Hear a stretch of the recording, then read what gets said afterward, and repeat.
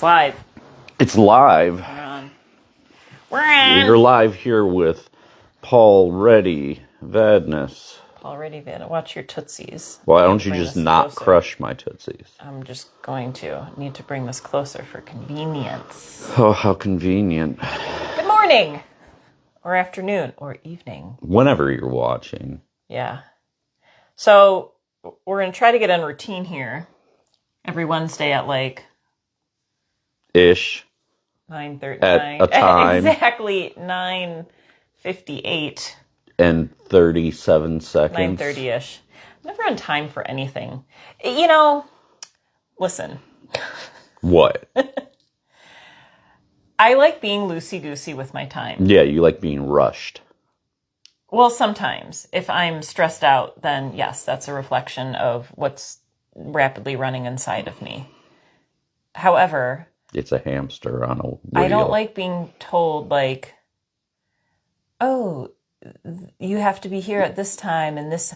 And I think it's from, like, I've been thinking about school a lot. Back to school this week for my son and maybe your children if you have children or your neighbor's children or whatever.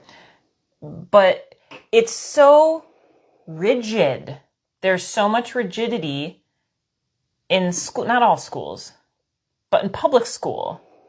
You got to show up this time every day, and you got this, and then the bell, and the da-da-da-da-da. And I was talking to a fellow mother yesterday about her daughter who was so stressed out about being to school on time and not, I don't remember what she didn't do. She didn't go to the bathroom or something because she was like, oh, I don't want to be late for class. Like, we're stressing our children out. So this is a way for me to break the construct of, you know, structured time system and just fly by the seat of my pants. All of my this. Black and white striped pants. All of this on top of holding people accountable to showing up for yoga class on time. Yeah, well, they have to do that.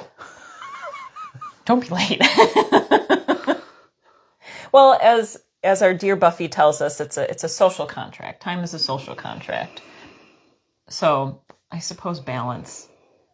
You show up 2 hours before you're expected for anything. Not 2 hours. At least 15 minutes, though. Yeah, like, I show up maybe minutes before. But usually minutes after. Right on time.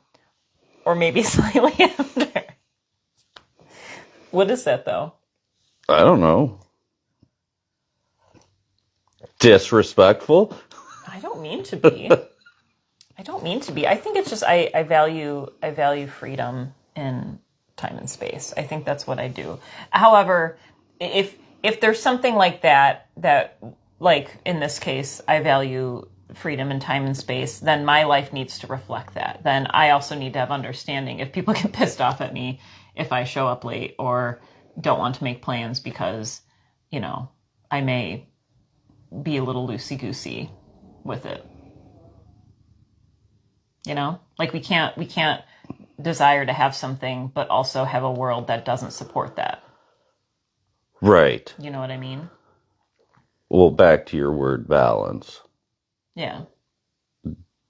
Just balance. It's like everything's good in moderation. Yeah. So don't show up late all the time. Sometimes be 15, 20 minutes early. It's ridiculous. You know, it's really hard being a human being, and this is another conversation. No, it's not. I think it is. I have difficulties. You may just breeze through life, you know, like a feather in the wind. But I don't. I don't know what you're talking about. I have a hard time being a human being. And in talking to my son about this, and we talk about bullies a lot and, you know, just the struggles and social dynamics. And, you know, he said to me the other day, I said, on a scale of, you know, 1 to 5, like, how happy of a day do you want to have? And he's like, well, 2. I said, you want to have a 2 of happiness? And he's like, well, yeah, if I'm too happy, then the other kids will think I'm weird. I'm like, that's ridiculous. It's so ridiculous. I agree. Who made these rules up? But if we all could just not care what other people think and just Yeah. live our lives, Well, then it'd be a lot simpler. and that's what we kind of talked about, like not concerning ourselves with how other people think or feel about us. And the people, one of the things we want to talk about today was relationships. Here's an idea. Let's have relationships in our life where the people can actually see who we are and bring that out, and not try to paint a picture of us that is most serving to their needs, right? Seeing each Right. other from reality versus our own wounded self, and filling these blanks within us that we have yet to fill ourselves. Yes.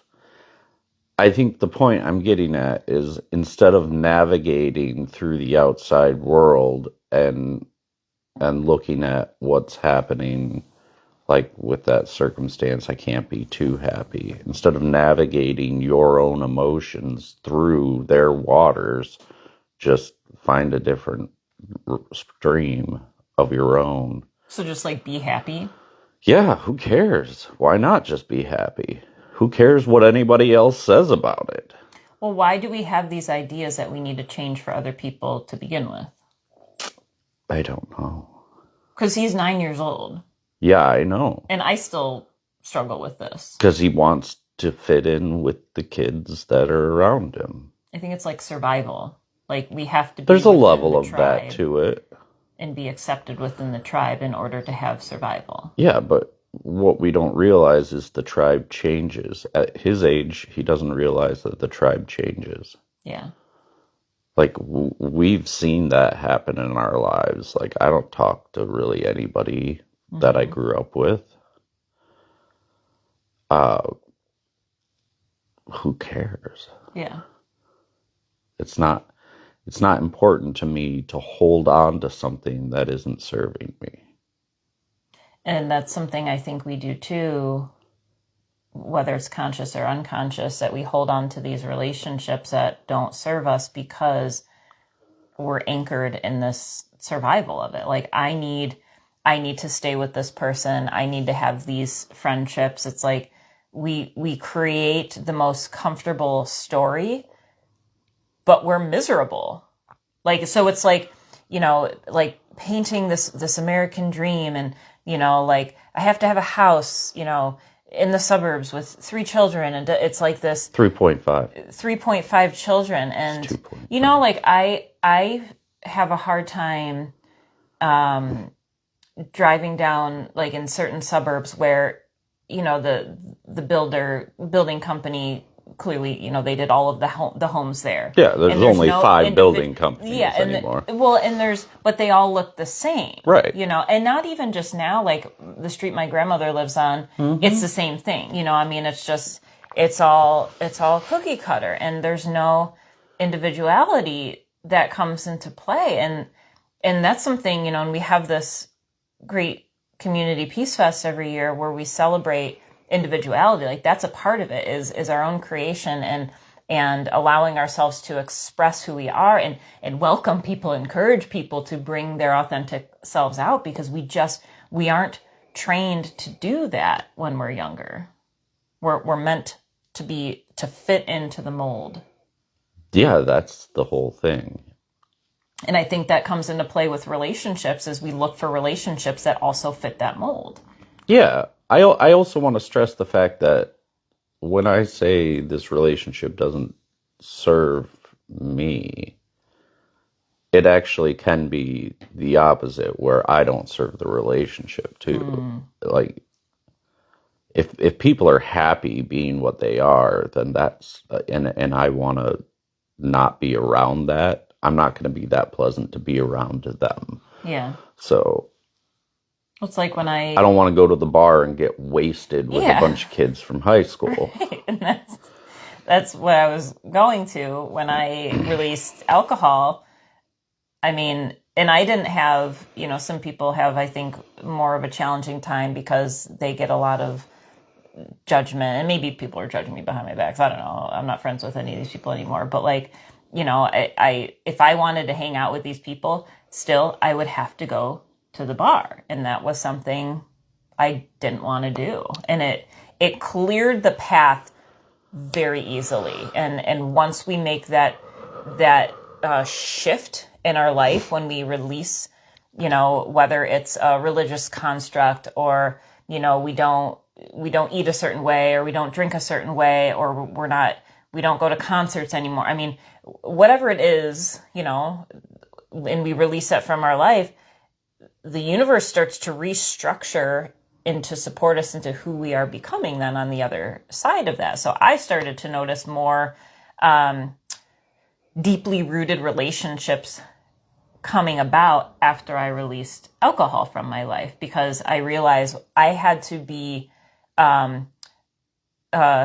enjoyable to be around sober. And for me to be enjoyable to be around, I need to bring out my true, I don't want to say necessarily personality, because I have a different idea of personality. I think it changes depending on our environment, but I had to bring out these authentic traits within me in order to connect with people on a deeper level.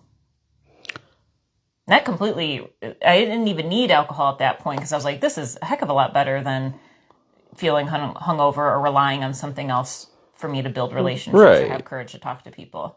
I guess in some ways I'm opposite to that, because I enjoyed going to the bar, but not because of the alcohol. I like throwing darts. I like shooting pool. I like those things. And I don't do them anymore because I don't go to the bar anymore. I could. It's not like I'm tempted to drink or anything. So we need to get a pool table here and some darts. Put it right over there. No. Maybe outside. I don't want holes in the wall. Yeah, let's put the pool From the table billiards. outside. So what have you, since you've changed environments in the past 7 years, what have you learned about relationships that, I guess, create a sense of, I don't want to overuse the word depth, but like longevity, or I don't find purpose, anything or stable about relationships. You don't find anything stable. Not really. But is there intention behind? Like, I allow it to be unstable. Like, I don't expect it to be stable, I guess is what I mean to say. Like, all my relationships, I allow to be just what they are. I don't want to force or hold or do anything with any type of relationship, because all relationships in my life and in my past, whether this is positive or negative, have shown to be not stable. And I think that that's universal in everybody's life, and a lot of people don't recognize it. Like, even our relationships with our families are not stable. Our parents took care of us as kids, but they do or don't now, and they don't take care of us in the same way now as they did when we were younger. So the relationship always is changing.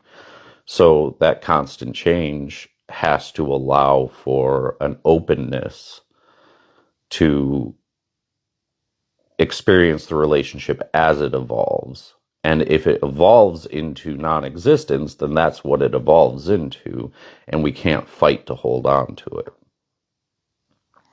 I see what you're saying.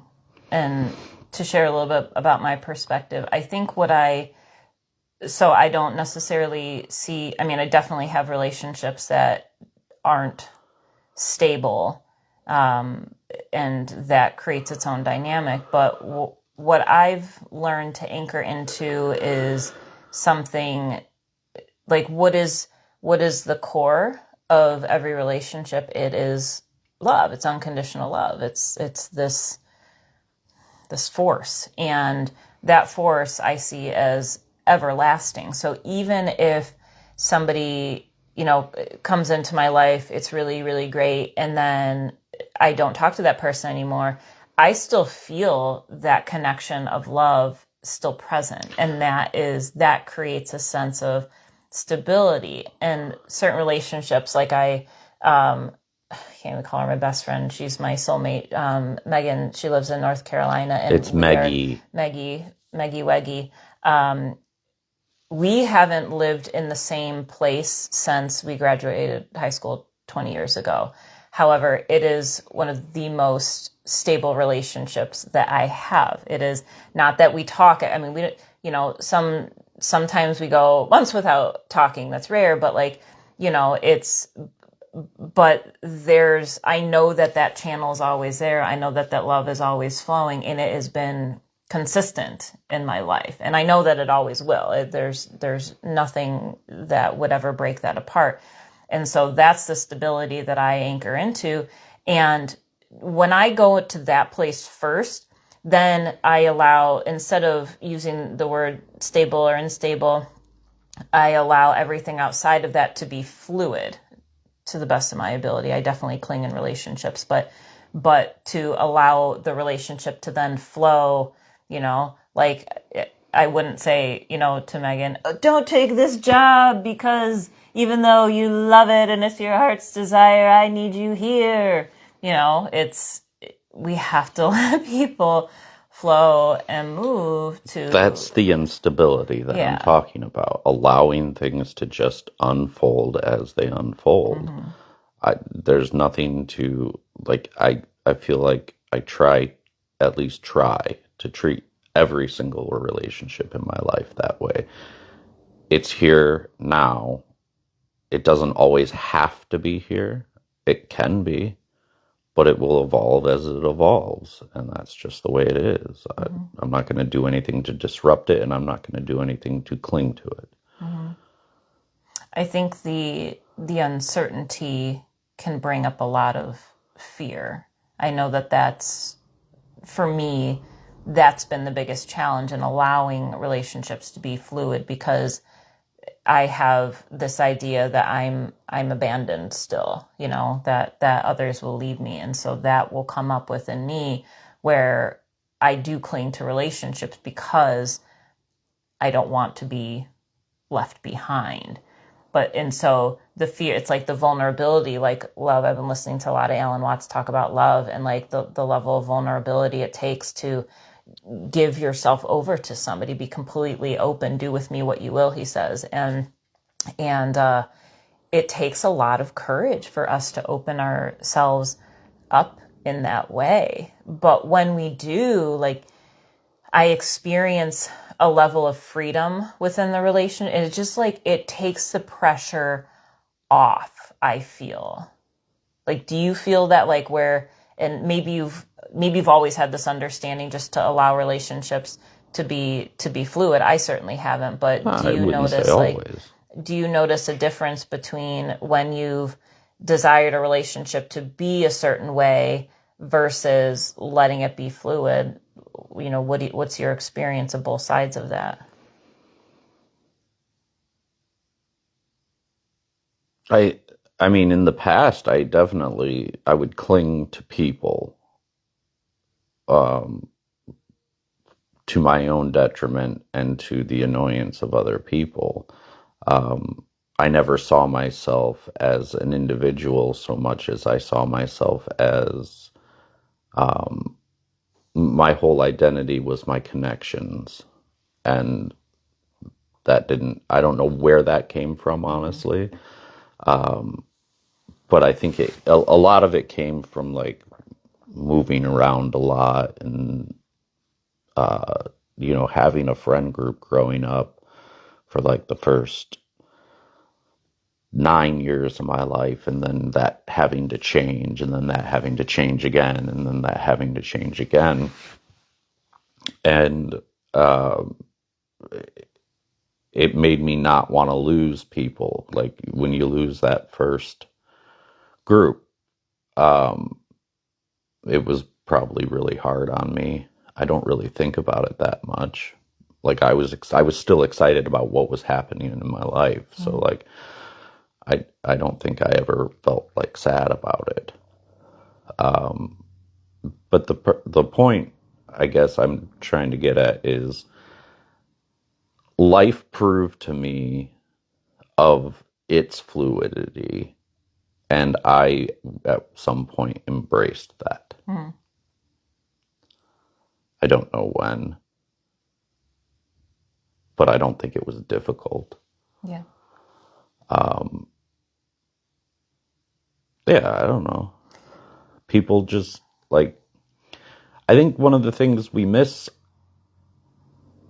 talking about in these circumstances is that everybody that's in our lives, even if we're in like a codependent relationship, one of us could be dead at any minute. Yeah. And that's what we have to realize. So is it best for both of us to be in this strife? Because that's what it is. It's a struggle. Codependency is a struggle. And is it best to be in that struggle, or is it best to just accept the facts of reality? That no matter how hard we fight for something and to keep something with us, it will be gone at one point. And not necessarily, at least in the physical sense, in the three-dimensional sense, it will be gone. So, and that's what we're fighting for. We're not fighting for the spiritual sense a lot of the times. We're fighting for the physical sense. And that's where suffering comes into play, because it's like we're trying to make the physical become everlasting. And this is like a huge teaching of Christ and all the hidden texts is like, and he talks about it in the Gospels too, but not to cling to the physical. Anchor Right. yourself into something that's greater, the spirit, and that's everlasting. And if we can get clear on that, it opens up so much, because we know like death used to terrify me before I had this understanding, because I thought, oh my gosh, like I'm not going to be here anymore. But what is I am? Like I'm here and I'm conscious, and this energy exists, and it's not dependent on this body. When I'm sleeping, my consciousness still exists. When I'm sick in bed, my consciousness still exists. And when I'm dead, my consciousness will still, when this body is dead, my consciousness will still exist.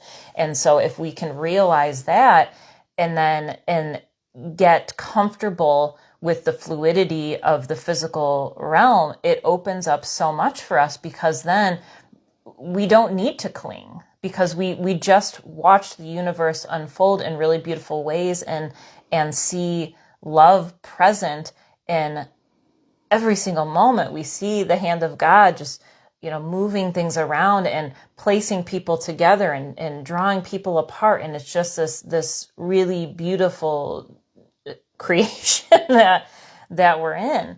But I think that's really difficult, because we have these physical senses, and it's a part of the game for us to be distracted by what is around us. But I think relationships is the greatest distraction, at least for me, because I want, when I experience that level of love, it's when it's typically within a relationship, and I want that feeling to last forever. But the person, and it can last forever, the feeling can, the connection to the love can last forever, but it's not going to take the form of that person forever, because like you Right. said, one of us is going to die, one of us is going to move, one of us is, like, can we still love this person and let that love flow if they move away?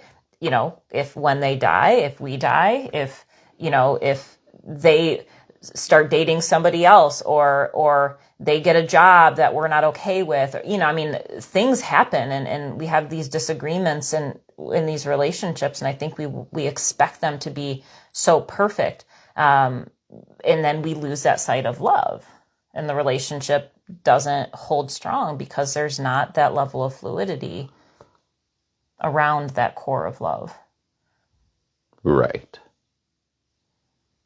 That's what I think anyways. But the surrender, and that was a word I wanted to throw into this too, is to be able to step back. I had I won't mention the name with this, but I was talking to a community member last night, and they were describing their life as the chaos of their life, and the struggle as soup. and they used to feel like they were the soup, and they, everything was sloshed around and everything was just chaotic. And now, they're able to be the creator of the soup and look at all the different ingredients. And that takes a huge level of surrender to be able to do that, to not identify with what is this physical world and these problems we conjure in our minds, and to really see things for as they are. And that surrender, sometimes it takes us being completely broken down, feeling helpless and hopeless and alone and all of that, for us to just throw our heart up to the universe and be humbled enough to me, it's asking for help. That's like my most humblest prayer. Help me. And you know how it's so easy for me to ask for help. What? Oh, you were being a contradiction there. I was, because it's something I have to actively practice, is asking for help. Not because I don't think I need it. I value other people and their roles in my life. It's the martyr within me. Well, I think part of it too is identifying help for need and help for want. Mm-hmm. Ego. The planet? That's a planet? From Guardians of the Galaxy? It's called Ego? Yeah. Kurt Russell. Oh. That's the second one? Yeah. I think I only saw it once. Played a totally different role in the comic books, though. Well, not a totally different role, but... Was there anything else you wanted to discuss this morning? Do you feel complete with our conversation? Strawberry candy. Ew. What do you mean, ew? I don't know. I don't really like You don't like candy. those little strawberry candies that, like... Like the ones that look like strawberries? No, like the wrapper looks like the strawberries? Yeah, the wrapper does. Yeah, and then you get to a certain level of the hard candy disappearing, and you can start chewing it because it's all gummy on the inside. I used to love those. I could feel it in my mouth. Yeah, those are good. All that Red 40. Red 40. Welp, that's all, folks. A whelp is I believe, a tiny, sickly animal. Really? Or, yeah. Uh-huh. I feel like that some days. A whelp? Yeah, now I have language to put with how I'm feeling. Well, thanks for joining us.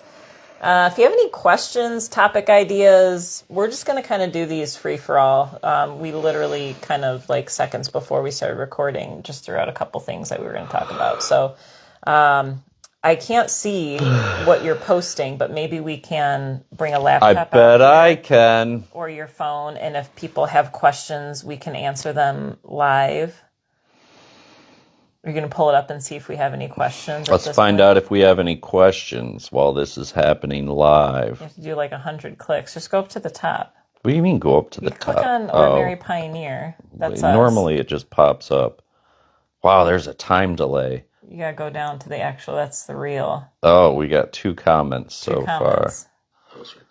I don't want to listen to us. Oh my goodness. Get us out of there. Good morning, just joined. Oh, Mallory. Hi, Mallory. Good morning. Hey, we have one. One yeah, what? I don't know what it was. One what, Mallory? So if you respond, because I will get these random comments, and people will say, "Oh, like it's pinned to a time." Well, I know, but I don't know what it is. So when you comment, if you're reacting to something specific, just like put out what you're specifically talking about so I can respond in more detail later. Yeah. Anyways, we'll close out with that. Many blessings. We love you. Come see us soon. Improv Friday night at 6. Actually, tonight we have Outdoor Yoga Flow. Friday, improv, 6 Tomorrow, drop in. Oh, we got drop in tomorrow. Oh my gosh, we have a lot this week. Drop in 6 to 8 tomorrow. And Saturday, we have Reiki for All. Just go to our website. You can see all the things. Just type it on in. We have a website and a Facebook page. And Instagram and YouTube. Love you. Bye.